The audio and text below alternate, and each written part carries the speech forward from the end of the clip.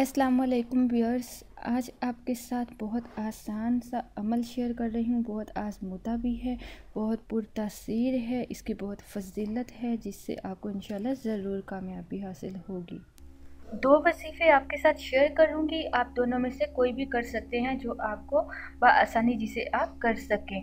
वजीफ़ा नंबर 1 की तरफ चलते हैं। जिस किसी लड़के या लड़के की शादी ना हो रही हो, या सामाने जहेज़ का कोई इंतज़ाम ना हो, या दीगर किसी सामान का इंतज़ाम ना हो रहा हो, इसके अलावा कहीं से कोई पैगाम ना आ रहा हो, तो आपने जो आपके साथ इसम मुबारक शेयर करूँगी, इस इसम मुबारक का विर्द करना है।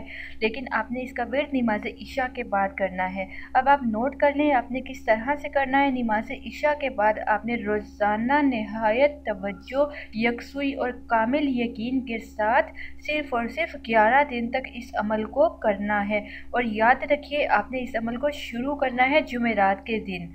आप लोग कमेंट में शायद क्वेश्चन करें कि जुमेरात को ना कर सके तो किसी और दिन कर लें। मैं आपको पहले ही बताती चलूँ, इसे आपने इस अमल को आपने जुमेरात को ही शुरू करना है और इतवार को आपने इसको ख़त्म करना है। जुमेरात के बाद जो इतवार आए उससे अगले इतवार को आपने इसको ख़त्म करना है। इतवार तक आपके ये 11 दिन पूरे हो जाएंगे। अनम होम रेमेडी चैनल को सब्सक्राइब करने के लिए रेड रंग के इस सब्सक्राइब बटन पर क्लिक करने के साथ नोटिफिकेशन बेल आइकन पर क्लिक करके कोई भी वीडियो सबसे पहले हासिल करें। आपने करना क्या है, नमाज इशा के बाद 100 मरतबा दरूद शरीफ पढ़ना है। या तो आप दरूद इब्राहिम पढ़ लें या कोई सा भी दरूद जो आप आसानी पढ़ सकें, 100 मरतबा पढ़ना है। इसके बाद इस इसम मुबारक को जो आपको सामने स्क्रीन पर दिखाया गया है, या मुगनी, इसम मुबारक को 11,000 बार पढ़ना है। इसको पढ़ने के बाद लास्ट में आपने आखिर में फिर से दरूद शरीफ 100 मरतबा पढ़ना है। वजीफ़े को आपने इतवार को ही ख़त्म करना है और जुमेरात को ही शुरू करना है।